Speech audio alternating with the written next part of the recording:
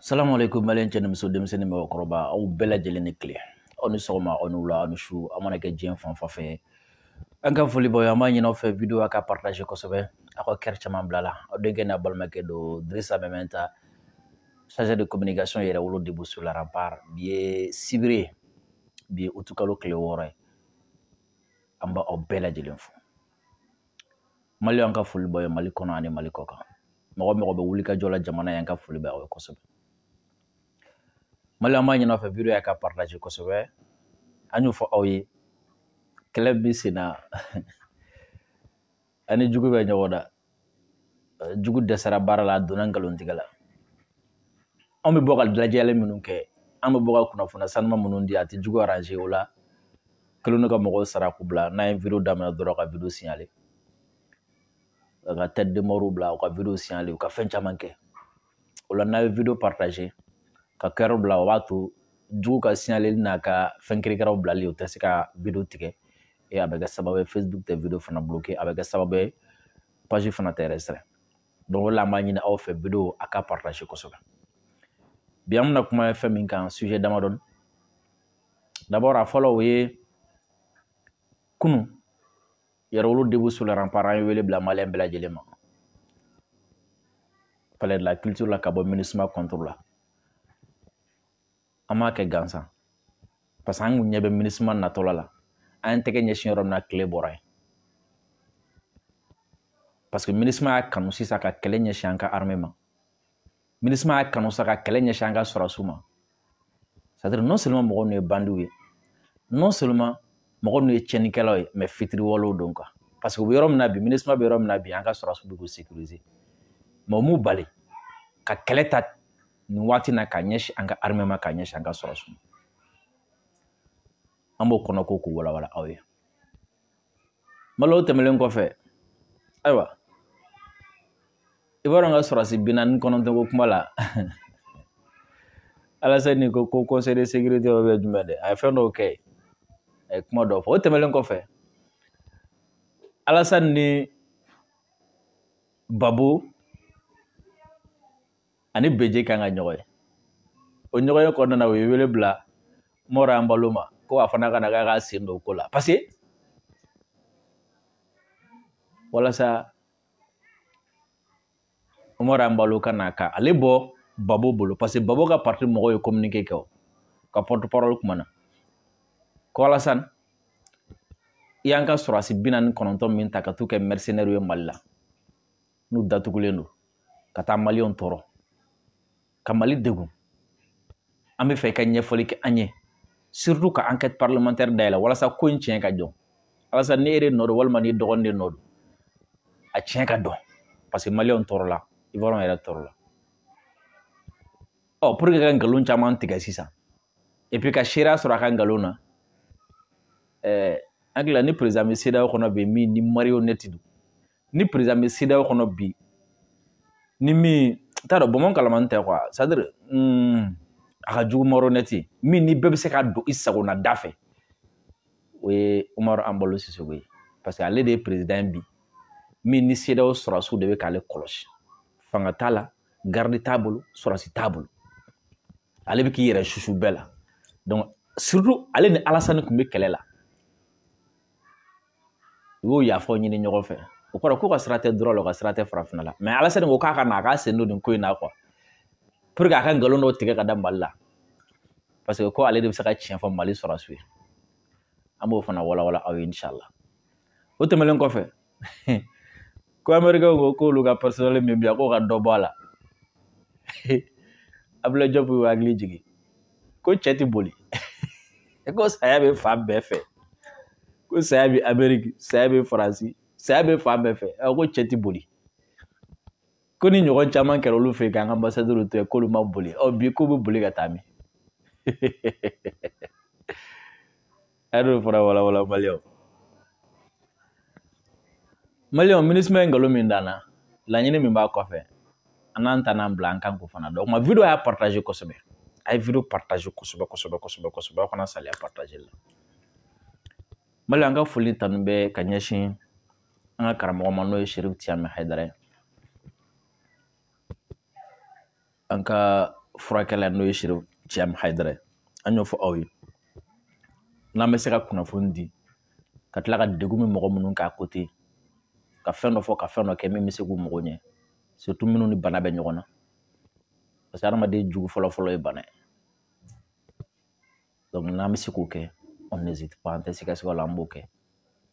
o la a bɛ kɛ sɛfan kelen tɔnɔ fila ye kunnafoniya bɛ sɔrɔ fura fana bɛ sɔrɔ ka banaw furakɛ gɛlɛya bɛ cɛ minnu kan wa so kɔnɔ nin waati na u bɛ se ka Thiam Haidara ka mɔgɔw wele ou bien ka yɛrɛ wele 75 81 64 58 75 81 64 58 ka tila ka précision dɔ kɛ ka da o kan mɔgɔ caman ye n ka numéro ɲininkali kɛ n ye n ka numéro di mais numéro dilen mɔgɔ caman bɛ ka numéro in o bɛ ka chiffre dɔ falen a la ka muso dɔ wele an bɛ hakɛto ɲini ka muso in fɛ an b'a ɲini aw fɛ a ka muso in a ka weleli jɔ ne ye numéro min fɔ aw ye ne ka numéro la o ye 75 30 37 08 mais mɔgɔ bɛ ka 37 in k'o kɛ 35 ye o bɛ bɛn mɔgɔ wɛrɛ ma o bɛ bɛn muso wɛrɛ ma a b'a ka denbaya kɔnɔ nin waati na an b'a ɲini aw fɛ a ka weleli jɔ o kuma maliyɛnw an bɛ taa min yɛrɛ dɛ an ka job labɛn video y'a partagé. Ils renoncent à leur vie, ils peuvent frapper partout. Ils ont frappé à Paris,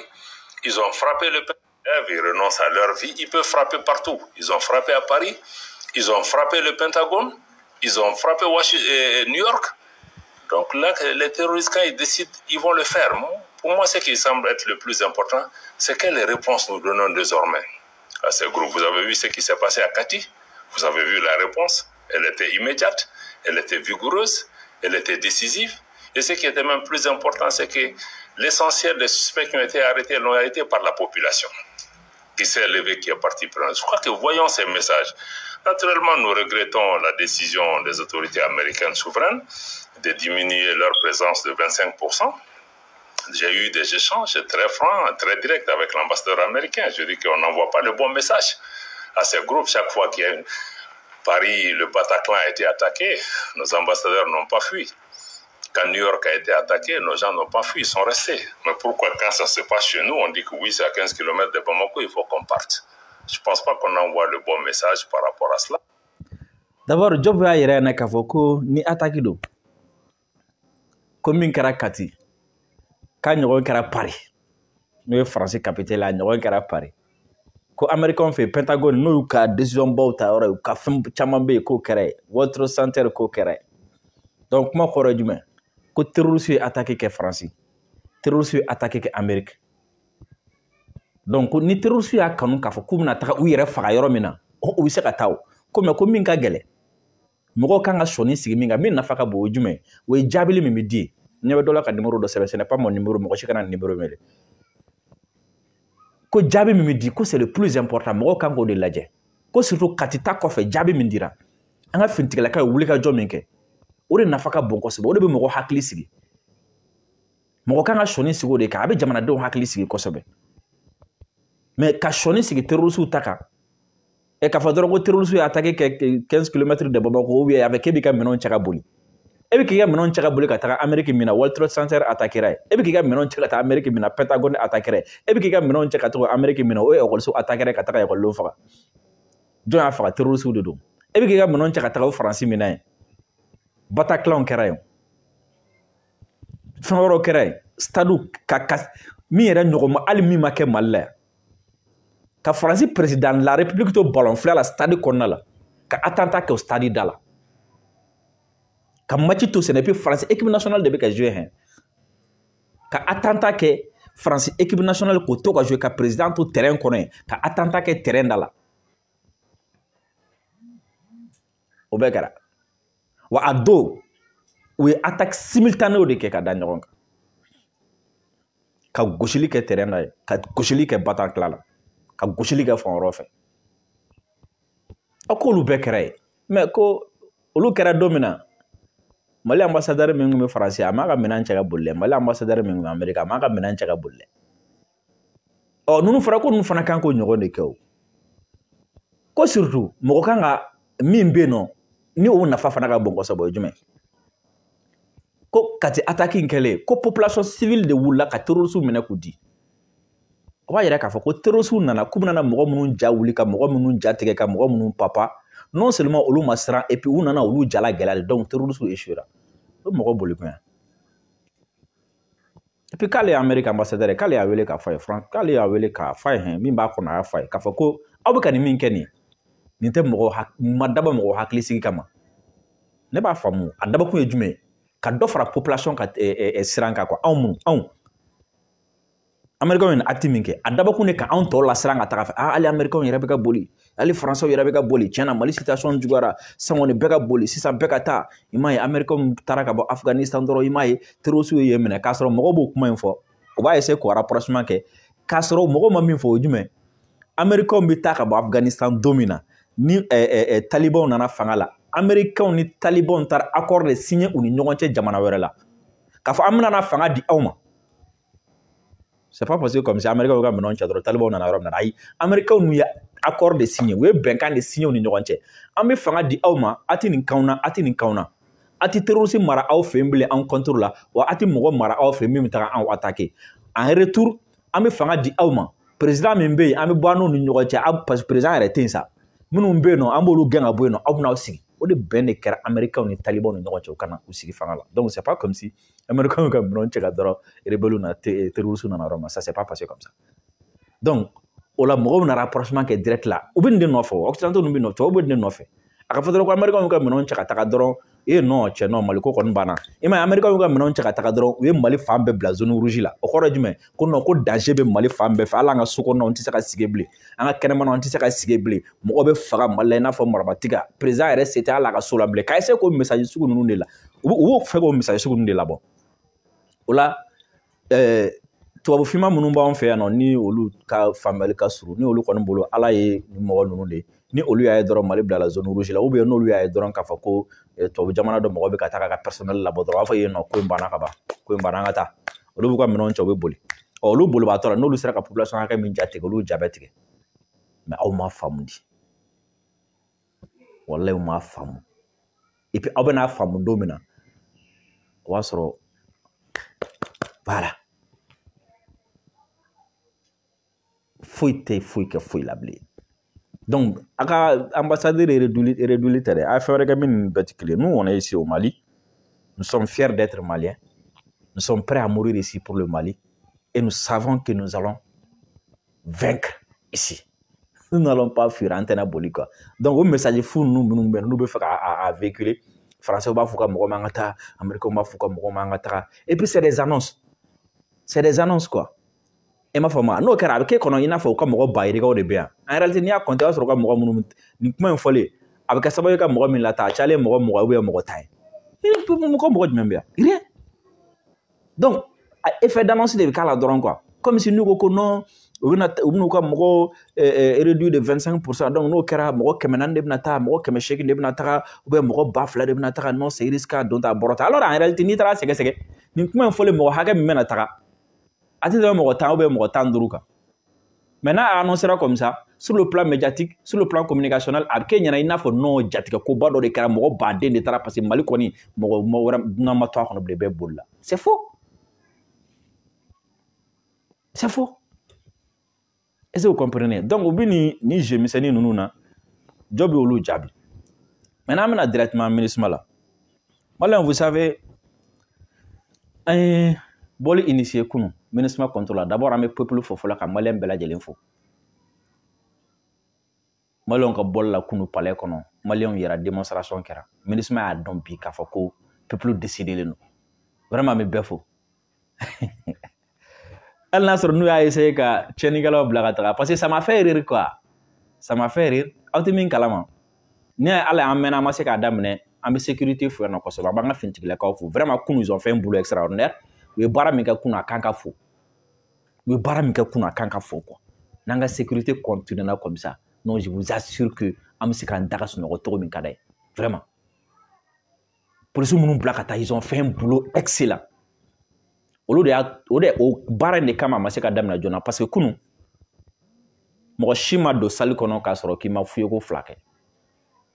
pain fin sécurité maximale donc o kɛra sababu ye mɔgɔ doni sumayara parce que mɔgɔ kelen bɛ don ça pouvait prendre 5 minutes comme ça donc o de kɛra sababu ye k'a to fo an mɛnna k'a sɔrɔ a ma se ka dayɛlɛ o de kɛra sababu ye fo an y'a daminɛ k'ale mɔgɔ caman ba to kɛnɛma mais o ka o fu in kɛra sababu ye marifa minɛna dɔw bolo mɔgɔ bɛ marifa ta ye ta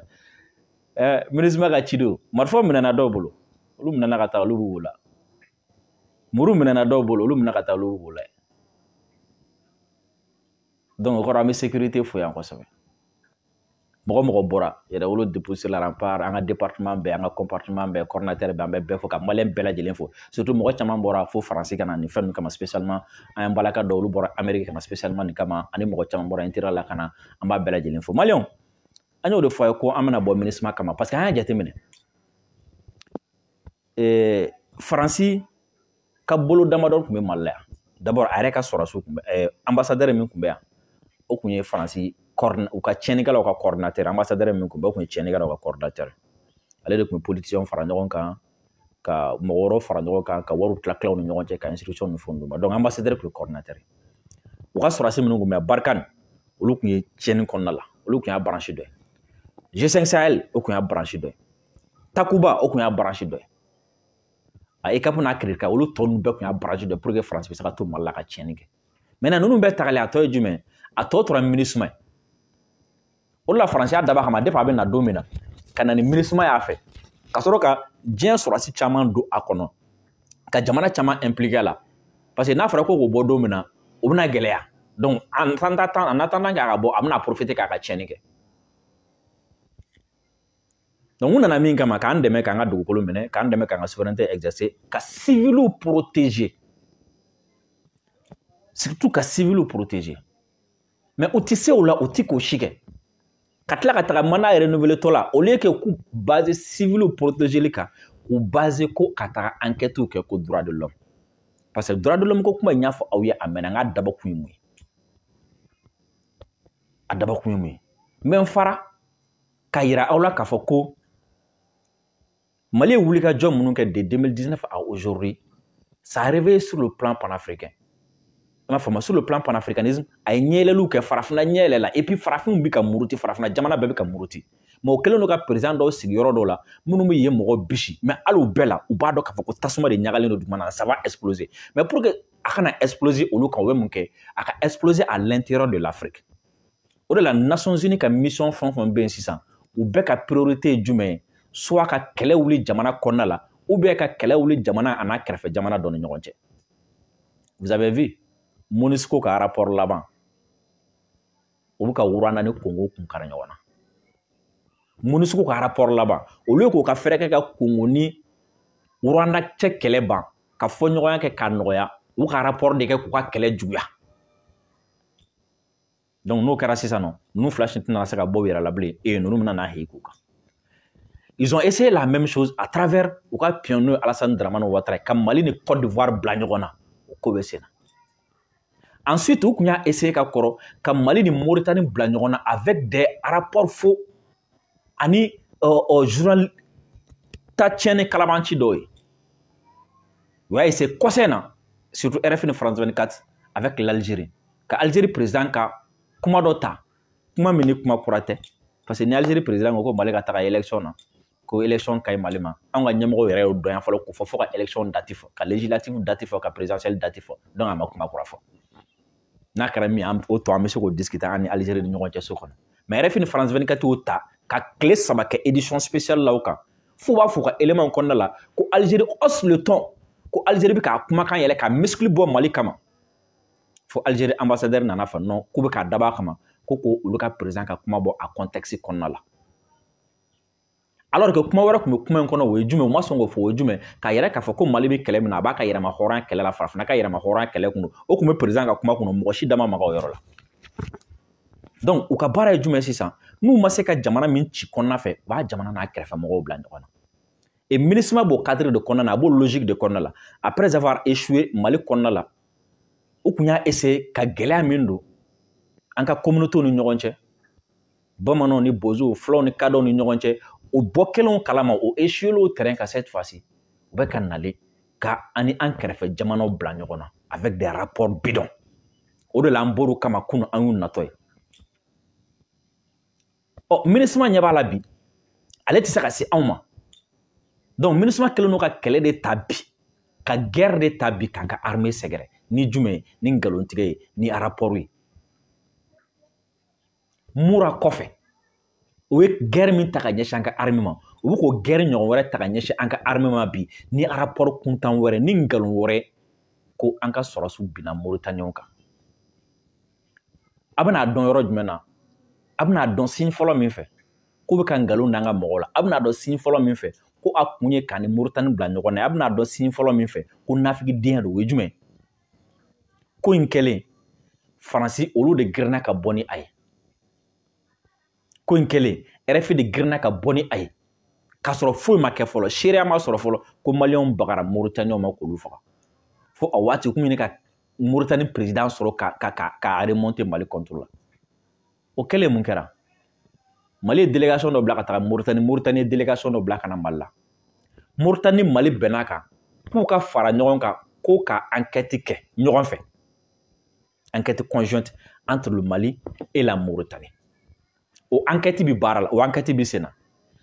aw ko minnu sara ko Mauritaniens don ko minnu y'u faga k'o ye Mali sɔrɔsiw ye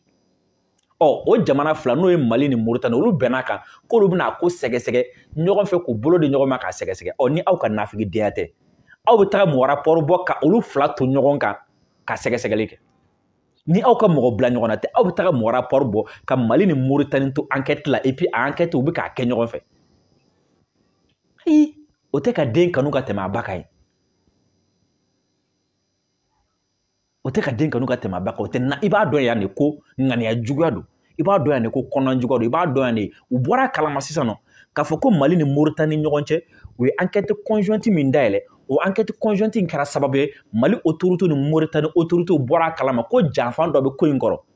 ɔ yanni olu ka o janfan in da kɛnɛ ma o tuma MINUSMA ka boli joona ka taga rapport dɔ kɛ ka nkalon tigɛ walasa ka peuple fila kun ci ɲɔgɔn na yanni ɲɛmɔgɔw ka kuma parce que enquête bi sen na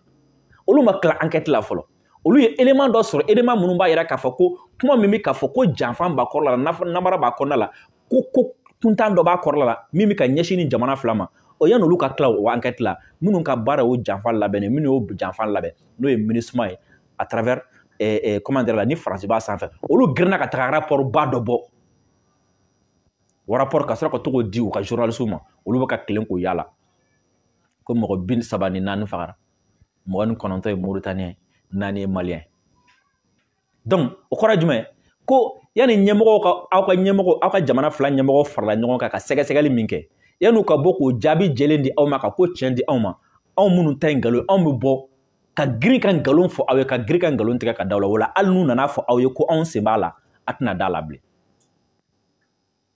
sinon ni jamana fila bɛnna ka kaba k'u bɛna enquête kɛ u ni ɲɔgɔn cɛ mun bɛ taga MINUSMA bila ka rapport dɔ publier o ko kan pendant que o jamana fila bɛ enquête la ɲɔgɔn bolo alors que a b'o jamana fila de kun kan alors que olu jamana fila de est concerné o jamanadenw de qui sont concernés o autorités de concerné len n'a bɛ digi mɔgɔ la a bɛ digi olu de la n'a bɛ ja mɔgɔ a bɛ ja olu de mun bɛ MINUSMA bila ka taga rapport kɛ o kan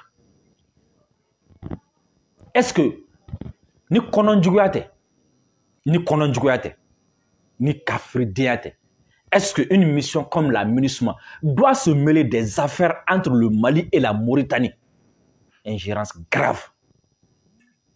Est-ce que MINUSMA kan k'a da don Mali ni jamana wɛrɛ ni ɲɔgɔn cɛ koɲɛ la? Du moment que le Mali et la Mauritanie ont décidé de mener une enquête conjointe, à partir de cet instant, aucun autre pays du monde, aucune autre institution, aucune autre mission n'a le droit de fourrer sa bouche dans ça. Ça devient une affaire entre deux États. C'est la diplomatie qui gère ça. Pourquoi MINUSMA va dado ou là? Une enquête ouverte par le Mali et la Mauritanie. En attendant le résultat, pourquoi la MINUSMA va dado là? Ni tienite. Très grave. Très très grave. Et après, on vient nous dire que la MINUSMA est là pour appuyer l'accord de paix. Ko bɛnkan min kɛra wala sɛbɛn min kɛra pour que ka bɛnkan kɛ maliyɛnw ni ɲɔgɔn cɛ ko MINUSMA bɛ yan k'o bɛnkan dɛmɛ et en même temps o MINUSMA kelen min taga kɛlɛ tasuma mɛnɛ Mali ni Mauritanie ni ɲɔgɔn cɛ donc est-ce que aw bɛ k'a imaginer ka Mali ni Algérie bila ɲɔgɔn na ka Mali ni Côte d'Ivoire bila ɲɔgɔn na sisan ka Mali ni Mauritanie bila ɲɔgɔn na o la n'o kɛra diyagoya don an bɛ ɲinɛ olu kɔ an bɛ ɲinɛ MINUSMA kɔ an bɛ ɲinɛ Faransi kɔ an bɛ ɲinɛ tɔ bɛɛ kɔ an yɛrɛ dama de bɛna ɲɔgɔn kɛlɛ sisan o la farafinw yɛrɛ dama bɛ ɲɔgɔn kɛlɛ o la u sɔmina premièrement u sɔmina k'a fɔ ko mɔgɔ wɛrɛ bɛ yen nɔ min bɛ fɛ ka baara kɛ farafinna fɛ ni o n'olu tɛ kelen ye ni o ye Rusi ye donc ni farafinna kɛlɛ juguyara farafinna tɛna temps sɔrɔ k'a fɔ k'a ni mɔgɔ wɛrɛ bɛna baara kɛ ɲɔgɔn fɛ filanan ye jumɛn u sɔmina k'a fɔ farafinna yɛrɛ mago bɛ a yɛrɛ la sa ka bɔ a yɛrɛ la k'a ɲɛsin a yɛrɛ ma ka ninnu gɛn ka bɔ yen u bɛ nin de kɛ farafinna waati o waati à chaque fois que farafinw sɔmina k'a fɔ k'u bɛn'u ka destin ta en main u bɛ rébellion wuli ka terrorisme wuli ka na ni kɛlɛw ni kɔngɔw ni économie ni fɛnw asphyxier o la n'o kɛra c'est comme si ni sɔmina la sisan nɔ k'a fɔ ko mɔgɔ dɔ bɛ yen nɔ quoi sɔrɔ bɛ ka kɛ sababu ye a bɛ ka bɔ a yɛrɛ la pour que k'a tigi sigi ka na i ka couverture kɔnɔ i ka jɔnya kɔnɔ i bɛ mun kɛ i bɛ kɔngɔ bila a tigi la i bɛ kɔngɔ bila a tigi la n'i ye kɔngɔ bila a tigi la donc a tigi kɔngɔ de b'a la sisan nɔ kɔngɔ mɔgɔ min na o hakili bɛ fɛn wɛrɛ la ou bien bi kɛlɛ wuli a tigi fɛ n'i y'a ye i bɛna ne concurrence dɛ i bɛ hɛrɛ de kɔnɔ ka kɛlɛ t'i fɛ i bɛ se ka ne concurrence voilà u ka stratégie filɛ donc k'an bɛɛ kun kari o la président lagalagatɔ dɔw bɛ yen olu tɛ ka se ka foyi faamu a la mais yan n bɛ fɛ ka mention spéciale di Assimi Goïta ma yan le président Assimi Goïta mention spéciale Assimi Goïta a y'a sen da Modibo Keyita sen da nɔ la waati min na Faransi bɛ ka essayer ka Mali ni Côte d'Ivoire bila ɲɔgɔn na waati min na Faransi bɛ ka essayer ka Mali ni Mauritanie bila ɲɔgɔn na waati min na Faransi bɛ ka essayer ka Mali ni Algérie bila ɲɔgɔn na waati min na Faransi bɛ ka Mali ni CEDEAO ka essayer ka diɲɛ bɛɛ bila an na o waati Assimi y'a faamu ko jamana kelen k'i jɔlen to nin waati in na tantɔ ko il faut que an ka fara ɲɔgɔn kan tiɲɛnikɛla fɛn fɛn bɛ farafinna walasa ka se k'olu kɛlɛ k'an k'an tɛgɛ di ɲɔgɔn ma ko ni farafinna farala ɲɔgɔn ko fanga b'o de la Mali Guinée ka jɛ ka conseil des ministres kɛ ɲɔgɔn fɛ nin acte bonyana nin acte bonyana quoi nin acte bonyana o kɔrɔ ko a y'a essayer fa minnu fɛ a y'a dan yan a tɛna na se ka tɛmɛ parce que o kɔrɔ ye jumɛn n'an ma kɔn Guinée ta ma u bɛna essayer ka fɛn dɔ don an ni Guinée ni ɲɔgɔn cɛ sisan o la Mali ni Guinée y'a yira k'a fɔ ko Sékou Touré ni Modibo tun bɛ cogo min na ko bi na o kelen don o kɔrɔ ko an ka kɔn nafigi ma an ka kɔn nafigi ma parce que an ye nafigi a bɛ nafigi den la an ka kɔn a ma joona Mali ni Guinée kɔnna Faransi ma joona a ka nafigiya ma non Assimi vous êtes intelligent awa kiri an bɛ Assimi fo ko mention spéciale kɛ Assimi ko mention spéciale kɛ Mamadi Doumbouya donc MINUSMA ye rapport kuntan kɛ ka nkalon ta ka ɲɛsin an ka sɔrɔsiw ma parce que u ye mun ye mɔgɔ dɔ bɛ sɔrɔsiw kunna mɔgɔ min ni kuma t'a bɔ a cogo la ni ja t'a a bali bagabaga kɔ ko kɔnɔ min bɛ kariya k'i ɲa da sugu la bamananw ko ten ko ja t'o ta quoi o y'a ye k'a fɔ ko papali bagabagali tɛ fɛn kɛ Sadio la sanction tɛ fɛn kɛ Sadio la an b'i faga tɛ fɛn kɛ Sadio la ka mɔgɔw bila la o tɛ se k'a sɔrɔ parce qu'il est bien entouré donc ko ka armée saboter donc n'u ye armée saboter à travers ça u bɛ se ka Sadio sɔrɔ u bɛ Sadio sɔrɔ cogo di comme Sadio de ye armée ɲɛmɔgɔ ye o la k'a fɔ ko Sadio bɛ ka sɔrɔsi minnu bila ka taga kɛlɛkɛyɔrɔ la k'olu bɛ ka taga tiɲɛni dɔrɔn de kɛ o la ka sɔrɔ ka droit de l'homme ko kuma wuli walasa u k'a fɔ k'u bɛ mandat dɔ da Sadio kan o la n'o kɛra soit Sadio bɛ segin ka na ou bien Sadio b'a sigi ou bien Sadio bɛ marifa san jɔ ou bien a b'a sen bɔ Irisiw senna parce que ko in bɛɛ b'o nɔfɛ fɛnɛ mais Sadio est fort stratège non seulement il est comme ça mais a kɛlen don k'u ta n kɔnɔ ma donc u ye stratégie min sɔrɔ o ye ka nkalon da armée la pour atteindre Sadio ka nkalon da armée la pour ternir l'image du Mali ka nkalon da armée la pour que ka armée ka élan freiner o de la ne y'a fɔ aw ye n ko MINUSMA yɛrɛ bɛ yɔrɔ min na i n'a fɔ bi an ka sɔrɔsiw bɛ k'u protéger o bɔra la dɛ MINUSMA bɛ k'an ka sɔrɔsiw ka an ka armée ka élan de freiner an bɛ ka hali n'i y'a ye u bɛ ka commenter u nana Kati u nana yen fɛ dɔwɛrɛ tɛ dɛ parce que MINUSMA bɛ ka fɛn bɛɛ kɛ pour que an ka sɔrɔsiw kana se ka avancer kɛ bilen an ka sɔrɔsiw kana se ka offensive kɛ wala n'o kɛra an ka sɔrɔsiw bɛ tɔɔrɔ kelen aujourd'hui MINUSMA est un frein pour l'avancée de l'armée malienne siga t'a la ko dugu dɔ bɛ yen nɔ ko n'o ye ko yɔrɔ jumɛn ko Talataye ko Mali ni u ka rapport in kɔnɔ u taara manamanakan min sɛbɛn rapport yɛrɛ sɛbɛncogo la fɔlɔ i b'a dɔn k'a fɔ ko ni nkalon don quoi ko dugu dɔ bɛ yen nɔ frontière Mali ni Mauritanie ni ɲɔgɔn cɛ ko a dugu in ko Maliyɛnw ni Mauritaniens ko kɔlɔn dɔ bɛ yen nɔ ko bɛɛ bɛna ji bɔ yen n'a kɛ misi minɛnw ni fɛnw ye o ko seere dɔw ko a ye kuma lamɛn dɛ ko seere dɔw ko ko in kɛlen kɔfɛ ko seere dɔw ko sɔrɔdasi bilenman dɔw k'olu nana u bɛ fɛ k'o kɛ Wagner ko sɔrɔdasi bilenman dɔw nana k'olu nalen k'o ye jama bɛɛ fara ɲɔgɔn kan ko jama faralen ɲɔgɔn kan ko cɛw ani bref cɛw ani minnu ka kɔrɔ dɔɔnin k'u y'olu minɛ ko k'olu ɲɛ siri k'u bolo siri ko ka sɔrɔ k'a fɔ tɔw ye ko tɔw ka taga don so kɔnɔ k'u ye tɔw diyagoya don so kɔnɔ pour que olu kana ko ye donc o kɔrɔ ye jumɛn ko ni nin sɔrɔdasi ninnu tɛ mɔgɔ si ɲɛ tɛ fɛn na mɔgɔ si tɛ se ka fɛn lakale bilen imagine u ye minnu minɛ u y'olu ɲɛ siri k'u bolo siri tɔ minnu tora u y'olu diyagoya ka taga n'olu yɔrɔ la yɔrɔ min b'a to u tɛ yɔrɔ mɛn u tɛ yeli kɛ bilen donc o kɔrɔ ko histoire kun kan ka dan yan ni sɔrɔdasiw de m'a lakali u yɛrɛ ɲuman ni sɔrɔdasi bilenman mun m'a lakali témoin wɛrɛ tɛ sɔrɔ bilen donc parler de témoignage ici même est faux jɔn bɛna seerela kɛ sisan parce que histoire bɛ dan yan de o mɔgɔ minnu kan ka seereli kɛ olu ka histoire bɛ dan yan de olu kɔni bɛ se ka min fɔ dɔrɔn ah sɔrɔdasi bilenman dɔw nana u ye mɔgɔ dɔw minɛ u taara anw bila so kɔnɔ ka da tugu anw da la u taara ni minnu ye olu ɲɛ siri jɔn bɛna ko lakali sisan aw ni ne cɛ an ka sɛgɛsɛgɛli fɔlɔ kɛ jɔn bɛna lakali o témoignage bɛ kɛ cogo di o seere bɛ kɛ jɔn ye min minɛna o ɲɛ sirila k'o bolo siri a tɔ tora min ye da taara tugu o dɔ la mais o bɛɛ la ko seereya dɔw sɔrɔla ko ka nin fɔ olu ye ko sɔrɔdasi bilenmanw de nana k'u nana dugu kɔnɔ ko ka mɔgɔw minɛ ko muso minnu ni denmisɛnnin minnu k'u taara olu bila yɔrɔ dɔ la pour que olu kana ko ye ka tila k'u diyagoya k'u bila yen ko a tɔ tora minnu u y'olu ɲɛ siri k'u bolo siri i bɛna bɔ nkalon kama yɔrɔ jumɛn ninnu ɲɛ sirilen bolo sirilen ani ninnu dogolen walasa u kana fɛn ye ɔ ko seereya dɔw ko nin kɛlen kɔfɛ ko Mali sɔrɔdasiw sɔrɔla ka na eliko la mɔgɔ ɲɛ sirilen y'a dɔn k'a fɔ ko Mali sɔrɔdasi nana eliko mɔgɔ ɲɛ sirilen i bɛ se ka eliko mankan mɛn mais min b'a kɔnɔ e y'o dɔn cogo di ko Mali sɔrɔdasiw nana eliko la ko ka sɔrɔ ka misikɛ bere min bɛ yen ko k'o ta ko ka mɔgɔ ninnu bɔ ko ka sɔrɔ k'o minɛ ka taga n'o ye seereya de bɛ ka nin bɛɛ fɔ dɛ ko ka sɔrɔ k'o minɛ ka taga n'o ye k'a tagalen n'o ye k'o sɔrɔla k'o bɔgɔ ko k'o jeni seereya de bɛ ka nin bɛɛ fɔ min ye nin seereya ye nin seereya k'a to min premier élément mɔgɔ mɔgɔ bɛ yen n'i bɛ armée dɔn n'i bɛ kɛlɛ dɔn sɔrɔdasi dunan foyi tɛ taga jamana wɛrɛ la surtout nin tɔgɔya la ka na nin waati kunkurunin kɔnɔ ka taga opération kɛ i kelen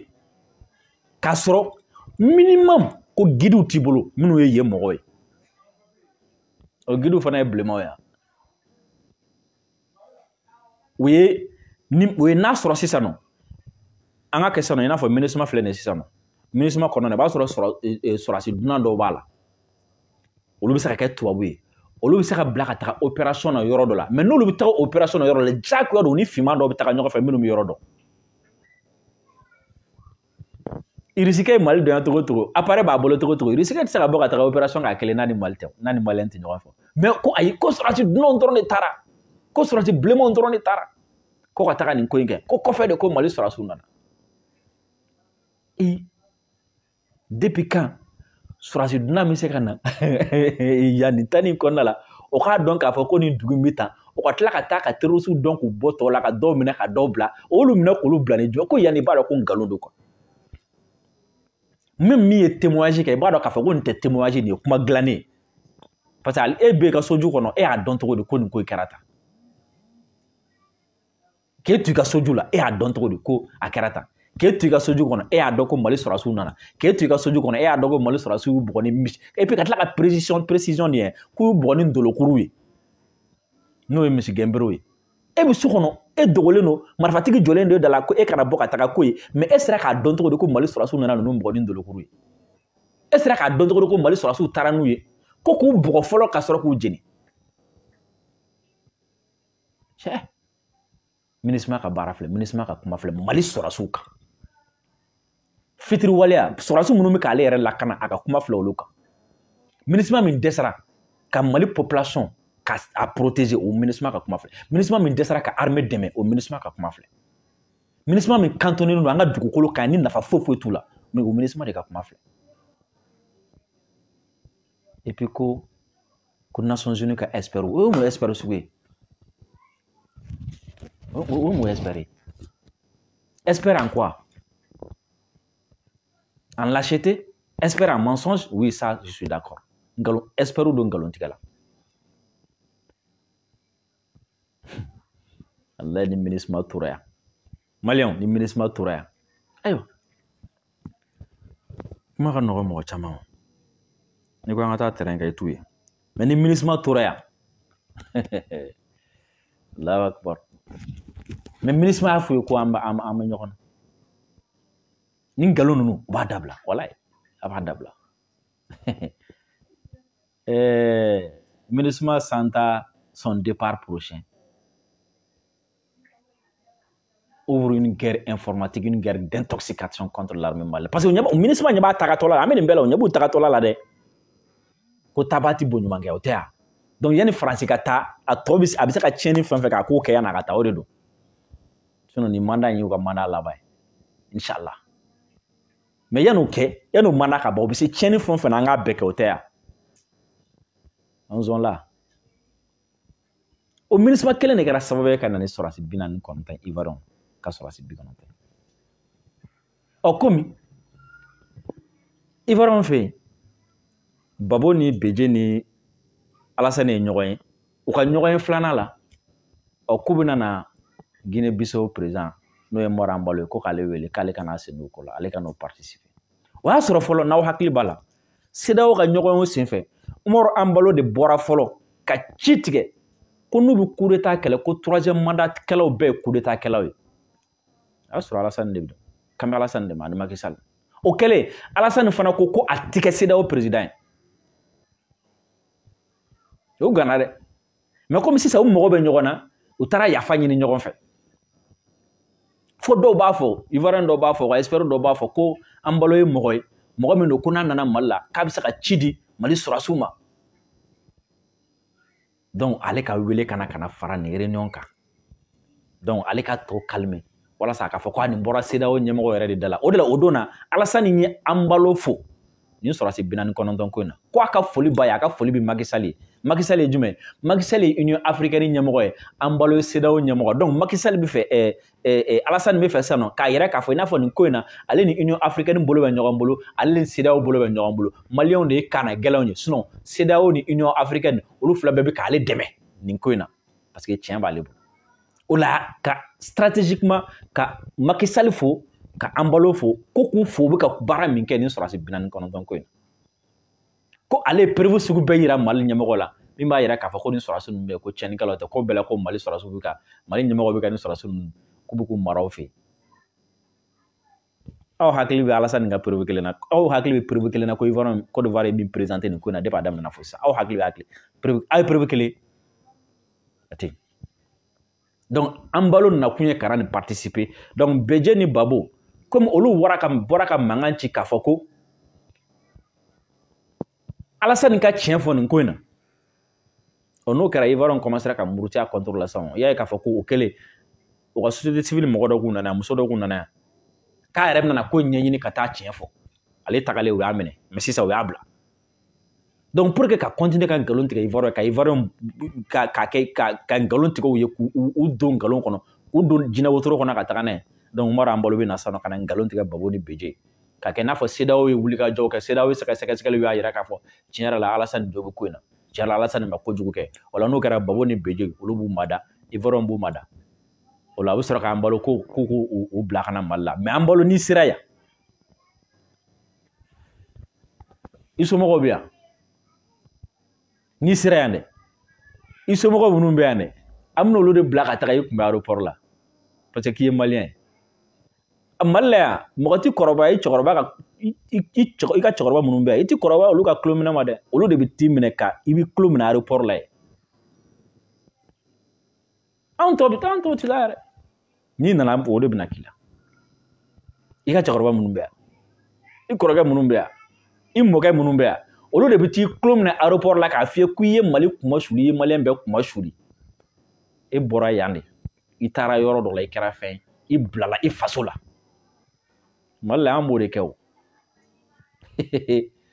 Mali de la i b'a ye k'a fɔ ko cɛkɔrɔba san 80 n'i ye san 80 sɔrɔ k'i fa to yen i fa b'i minɛ k'i ta par 4 i tɛ déborder an bolo yan dɛ population tɛ n'olu sɔrɔ yen i ka cɛkɔrɔba minnu kuma suli i bɛ t'olu sɔrɔ aéroport la yen i bɔra kabila minnu na i y'olu kuma suli i bɛ t'olu sɔrɔ yen aéroport la yen olu dɔrɔn b'a bɔ olu b'a charger a ko la donc voici Babo BJ Ouattara ka ɲɔgɔn ye la